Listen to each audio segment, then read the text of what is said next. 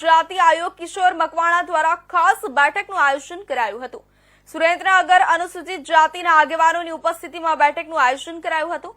સુરેન્દ્રનગર જિલ્લામાં દલિત સમાજ પર થતા અત્યાચારો તેમજ એટ્રોસિટીના ગુનામાં આપવામાં આવતા ટેબલ જામીન મામલે રજૂઆત કરવામાં આવી હતી।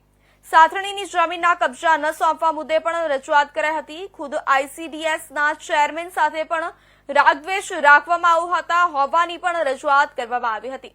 દલિત સમાજ પર થતા અત્યાચાર અટકાવવા મુદ્દે પણ રજૂઆત કરવામાં આવી હતી।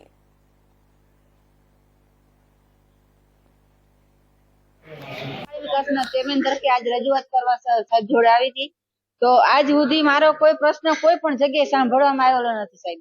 અને બીજું કે મારો જન્મદિવસ હતો તો બેનને મેં બધાને આવકારો આપ્યો હતો કે મારો જન્મદિવસ આવજો, તો ત્યારે નતા આવ્યા। તો ત્યારબાદ હું અહીંયા ઓફિસમાં આવીને મેં મારા બહેનોને બધાને સહમતથી બોલાવ્યા માન સન્માનથી।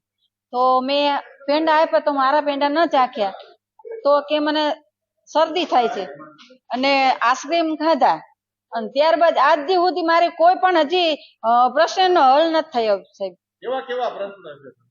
એવા પ્રશ્ન છે કે દરેક આંગણવાડીમાં જાય તો આપણે દલિતના બહેનોના હાથનો કોઈ ભાગ ખાતા નથી, અને દરેક જગ્યાએ દલિતવાસમાં હોય અહીંયા નોટિસ આપવામાં આવે છે। અને અત્યારે હાલની અંદર એક થાનનો કિસ્સો છે મારા જોડે તાજો છે કે એ બેનને સુપરવાઇઝરને ચોપડા ન લખતા એટલે એમના તારે એવોર્ડ આપવામાં કાઢી નાખે છે। તો એનો પ્રશ્ન મને 3-4 દિવસથી હું હલ કરું છું, પણ કોઈ મારો એ પ્રશ્ન ધ્યાનમાં લેતા નથી। અને ત્યારબાદ એક પ્રશ્ન એક ખોડુનો છે, તો ત્યારબાદ ખોડુના સુપરવાઇઝર જેઠીબેન તરીકે એમને આદિ સુધી કોઈ પણ એમને જગ્યાએ એમને ક્યાં પણ કોઈ એમની માંગણી કોઈ સ્વીકારી નથી। નરેશભાઈ દુલેરા છે। હું સુરેન્દ્રનગરમાં થતા ભ્રષ્ટાચાર સામે લડું છું। ખાદીમાં કરોડો રૂપિયાનો ભ્રષ્ટાચાર થયો છે, તે બાબતે મારી દીકરાની હત્યા થઈ ગઈ। 14/6/2023 ના રોજ આજ સુધી કોઈ પણ એફઆઈઆર થઈ નથી। પહેલા જયારે આરટીઆઈ માહિતીમાં ખબર પડી કે શૈલેષભાઈ ચીનુભાઈ પારેખ જે પોલીસ ન હોવા છતાં પોલીસ કામગીરી કરે છે, પોલીસ સેમ્પલ થી લઈને એફએસએલ સુધી પોતાની સહી કરે છે, અને પોલીસની જગ્યાએ જ્યાં સહી આવે છે શૈલેષભાઈ કરે છે। શૈલેષભાઈ હકીકત કોઈ પોલીસ અધિકારી નથી। આરટીઆઈ માહિતીમાં મને સાંગોદર પોલીસથી પણ માહિતી મળેલી છે કે અમારો આવો કોઈ પોલીસ સ્ટાફ નથી। છાણંદ પોલીસ સ્ટેશનમાં માહિતી મળેલી છે આવો કોઈ પોલીસ અધિકારી નથી કે પોલીસ કર્મચારી નથી।